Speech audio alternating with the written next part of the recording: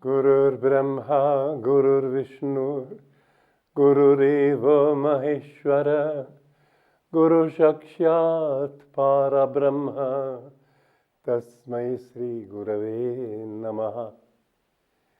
I bow to my Guru, and I bow to him in all of you. I would like to read from a book that I have written of recollections, conversations with Yogananda. The professor that we were talking about yesterday and the day before asked the question, is man important in the scheme of things? Man is important in one sense only, the master replied. He was made in the image of God. That is his importance. He is not important for his body, ego, or personality. His constant affirmation of ego consciousness is the source of all his problems. Now that's one of the most profound thoughts that we can hold in mind as we go through life. The more we think about ourselves, the more we suffer. I remember when I grew up, I grew up in many countries, but I ended up from the age of 13 living in America, which is where my parents came from. And I remember how much importance was given to the thought of I, and I felt kind of confused. You know, I grew up I was born in Romania, which is a humble country. I wouldn't begin to compare it with a great country like America or India. A humble country just about describes it. They managed to get things a little wrong even. I'll never forget how one time they decided that daylight saving was a great idea. So the whole country officially went on what they thought was that, but in fact they went on daylight losing time for a whole summer, putting the clocks in the wrong direction. Well, that was Romania. I loved it though. One thing I loved about the country was that people didn't seem in the same way to take themselves quite so seriously. And this is something I did notice, and I love America. I think very highly of it.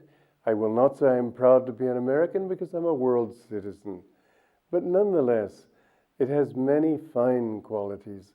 One that is not so fine is that kind of self-importance which comes, unfortunately, with bigness.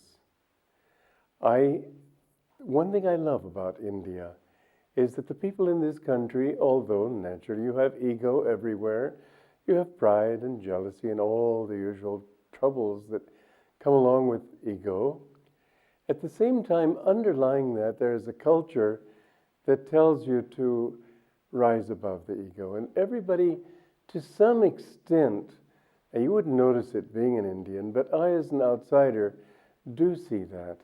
I see that underlying the daily associations, there is a certain calmness. I'll never forget one time, many years ago, I was on my way looking for somebody in the home ministry, and I needed information as to how to find the right office. And there were 3 men standing there. One was an American, and the other 2 were Indians.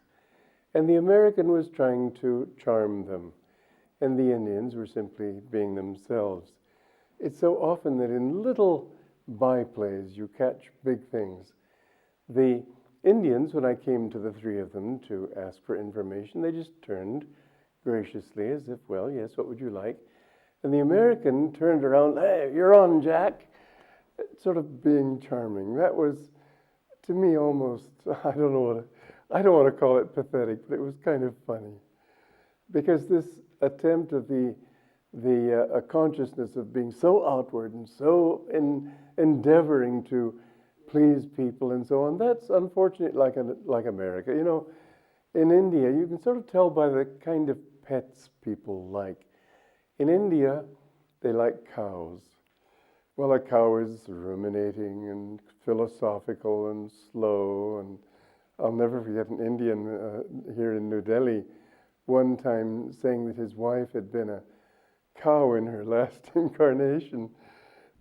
Well, the funny thing was that I looked at her and she didn't know any English, so she didn't know what he was saying, and she was...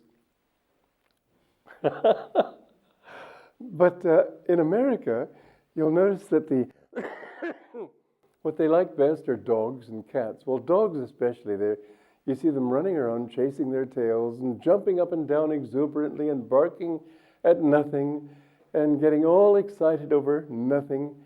And I've often thought, in fact, I've dedicated my life in my country to try to help people to see that the more they can learn to live inside themselves, the more they're going to find what they really want. Now, there are plenty of mature Americans. It's not as if they were all teenagers. But a country is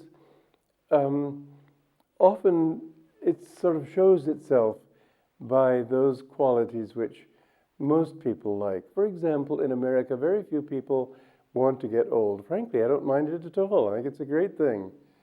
And the thought that it'll all end before too long, ho, ho, great. But the truth is that too many people try to live as if they were still youngsters, and they're not. They might as well be themselves. Every age has its own charm. But when we lived in Romania, for example, Americans would come over. My father was an oil geologist for Esso, and big shots would come over there and smoking big cigars and talking big talk. And I couldn't understand what was so important about being important. And even the children seemed to want to somehow bluster and be important. Well, in my teenage years, I remember I suffered a lot because I just couldn't get with it. I couldn't take those things seriously that they considered so important. I did try. I mean, at that age, you're insecure and you sort of wonder, maybe I'm wrong. But I found it just didn't work. There was something in life that I wasn't finding in all that noise and jazz and swing and everything that was so popular then. And I used to always sort of stand back and say, well, why? What do they mean? Why is it happening? I used to always ask this question, why? I think that's one of the things that meditation helps you to accomplish. I found this when I was living with my guru, that, I probably pestered him more than any other disciple, asking why. Why this? Why that? And the beautiful thing was he answered me. He didn't brush it off lightly. He understood that by questioning, I could achieve what I was looking for. And I wasn't looking only for myself. I was thinking for other people too. How can they find the answers that they want? Many things on the spiritual path create questions. I had used to be, and this was my particular little fault, we've all got them, I suppose. Mine was intellectual arrogance. I had asked so many questions, come up with a lot of answers, and I became kind of proud of that. It was really when I began to discover that I didn't like being proud. It gave me a kind of a dryness, especially intellectual pride. I could answer everything, I could argue everybody out of everything. I thought, what is it giving me? And I remembered my childhood in Romania. I remembered how happy I had been. And I thought, that's what I want. I want to be happy. And that's when I began to turn away from looking for intellectual answers to seeking them in higher truths. Well, when I came to my guru, that's what he tried to knock out of me. This sense of self is such a clutching thing. It's a hypnosis. I remember one time I remember one time I'd been working on becoming humble and waking up one morning and discovering I was getting proud of my humility. There's just no way out of it. It's a trap. But indeed, one time I do remember, it was wonderful. I was sitting in meditation and I felt this ego. You know, the ego is centered at the medulla oblongata, at the base of the brain. And what you want to do in meditation is bring it here forward to the frontal lobe of the brain. And if you can bring that's where a master lives from here. A worldly person lives from here.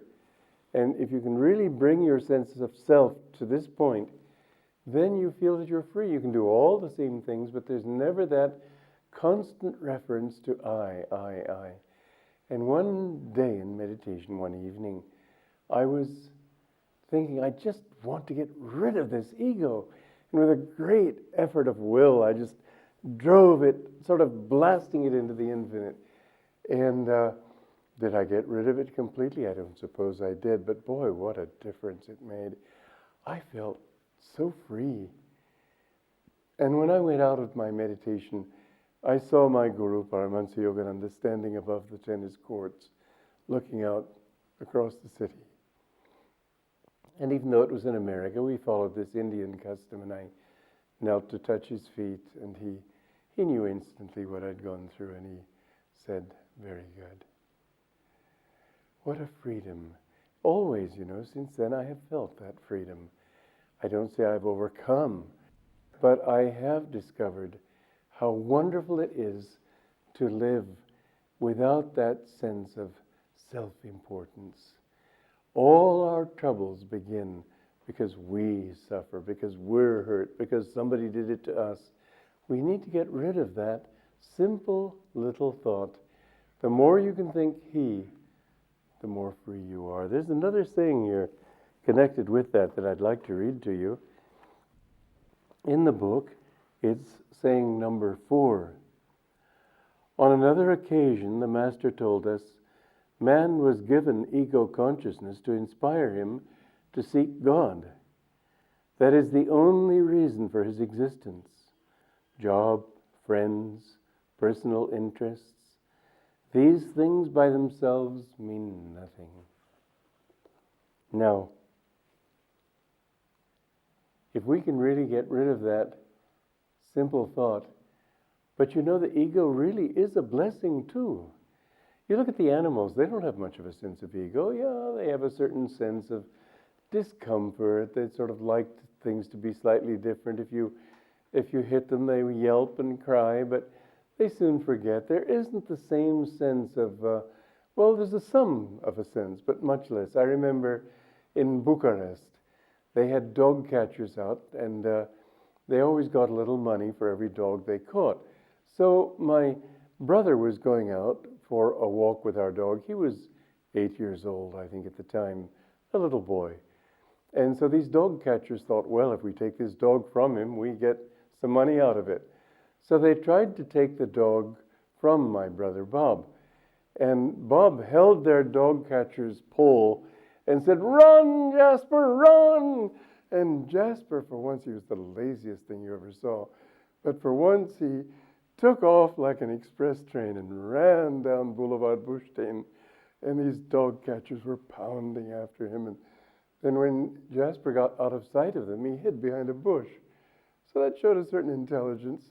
And, anyway, the dog catchers ran past him and he was saved. So for days, even weeks afterwards, if he would be, let's say, under a table and we'd mention proudly how clever he'd been, he knew we were talking about him. He'd start to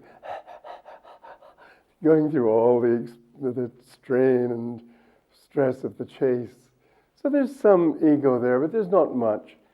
When you look at simple people who have come up you might say, just recently arrived from the animal level in evolution, there isn't the same kind of I am suffering that you find in more civilized people or sophisticated people, aware people. A friend of mine was a doctor in South Africa who had to deal with some very primitive people. And they'd get into barroom brawls, and they'd come into the clinic literally with their intestines in their hands. And he would just almost faint seeing it. And they'd say, "Oh, don't give me anesthesia, doc, just shove it in and sew it up." He saw that so many times that he was amazed. It's not that those people are less aware of their senses. They're much more so. A little sound they can hear, a little storm on the horizon they can see long before so-called civilized people can. They have much more sensory awareness than you or I. I'm assuming you are as dumb as I am in these things. But the fact is that as people begin to see that, well, I'm the one who's suffering, they see their intestines, oh my God, it's my body. They see the blood coming out of a little wound. A little child can fall down on the floor and look at you in no particular expression until you express pity. Did you hurt yourself? And then suddenly starts weeping. If you could be a little tough, if you could forget yourself, but it's that ego consciousness that says, I, that is what causes your suffering. On the other hand, however, it's also your blessing. Because it's when you realize I'm the one who's suffering, not just that suffering is going on. I'm the one who needs to do something about it. I don't like suffering. And so it is that cultivation of the senses, of the intelligence, as we come up in the evolution of man, we reach the point where people begin to see that I need to know what I can do to change myself. We go beyond the point of blaming the world for whatever happens. We reach the point of knowing that we're the ones who not only are suffering, but need to do something about it to change it. And in that change, we gradually turn to God. He alone can take us out of this ego. He alone can take us out of this sense of separateness that makes us feel that I'm suffering and you're not. You know the story of the Indian scriptures when, well, I'll tell it in another format because it was the Divine Mother in Kartikaya, if I remember correctly. But anyway, the mother was sitting there, or the guru was sitting there, and Kartik came in and saw these welts on her back, and he was so upset. And he said, "Who hit you, mother? I'll get even with him. I'll kill him." And she said, "But my son, you did it." He said, "Never. I would never do such a thing." She said, "Yes, because you did that to somebody else. You did it to me." When we hurt another people, another person, we do. As we become more sensitive, we understand that their pains are our pains. What suffering we inflict on others, we inflict on our own selves. The more you meditate, the more you break this barrier of thinking, I am separate from you. And the more you realize that all is one. This is the wonderful thing that I saw living with my guru. That even at a distance, he told me once, "I know every single thought you think." An astounding claim. And yet it was so. Every little flicker of thought, he would, if it was not the right kind of thought, for instance, he was always trying to train me to teach people. And if I didn't teach correctly, if I gave a wrong example, he would correct me. And I said to him once, "Thought you knew." He said, "I know every thought you think." This is what it is to grow spiritually. Not to grow big in yourself, but to grow small in yourself and to see yourself in all. Namaskar.